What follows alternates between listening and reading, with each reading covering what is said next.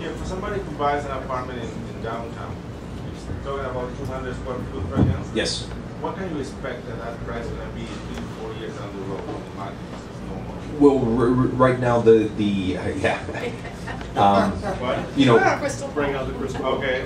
it's let me sort of give you a strategy. Much to Manny's point and Dana's point, the four nationals we see investing right now, primarily they're coming from Argentina, Mexico, Colombia, and Venezuela.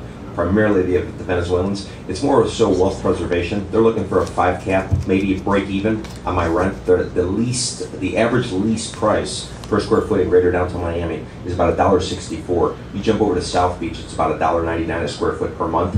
The reason downtown Miami is holding firm is that if you're a waiter, if you're a waitress, if your hours are getting cut, 40 cents a square foot per month can make a heck of a difference on a 1,000 square foot place, roughly. And when you're in South Beach, you're looking at old product, 1970s, typically park on the street, wall unit air conditioning. You go into downtown Miami, it's brand new, stainless steel, you have a gym, you have gated covered parking, all that type of stuff. So that's really what's kind of driving it. So what's going on is people are coming in and they're buying at 200 a foot and they're hoping maybe sometime in the future it's going to trade for 300 a foot. That's sort of their game plan. Are they going to get there? I don't know. But if you're buying strictly on a return on your money, you know, it's not worth pulling the trigger. Anybody else? What about in dealing with all the deficits and the association fees that these buildings are seeing? I mean, who's going to pick up the slack in that once the reserves are gone or new buildings are no reserves? So the question is condominium associations that are running into financial problems. What's ultimately going to happen there?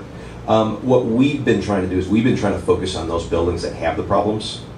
When most people are running away, we're trying to run in there because we feel as if we can use that to run down prices even more. If you have all cash buyers who are coming in there, they look at that as a cost of doing business.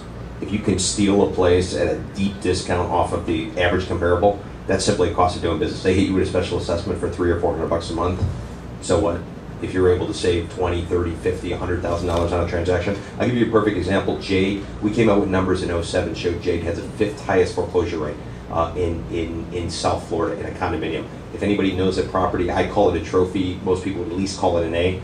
Well, that property just languished on the market supposedly. What started happening is people started going in there and picking it off because it got blacklisted. You couldn't get financing in that particular building. People were going in there and buying it. There was just a transaction, $650 is what it closed at. It was turned around and flipped for $820 30 days later. Wells Fargo has just acknowledged they're now willing to finance in that building. So while most people are saying, oh my God, the market's still going to hell, you're seeing lenders and you're seeing investors, again, bad sector, good company, go into those particular buildings. So you'll start to see this thing come out. Now, I'd have more concerns if you were looking at the western suburbs, if you're looking at the Homesteads of the world, if you're looking at the Kendalls of the world. There's not that appeal to the second home buyer. At least when you're east of 95, you can get an investor, you can get a primary user, or ultimately you can get that second home buyer. And that's primarily where we focus, is east of 95. And that's also where the new product's going to be.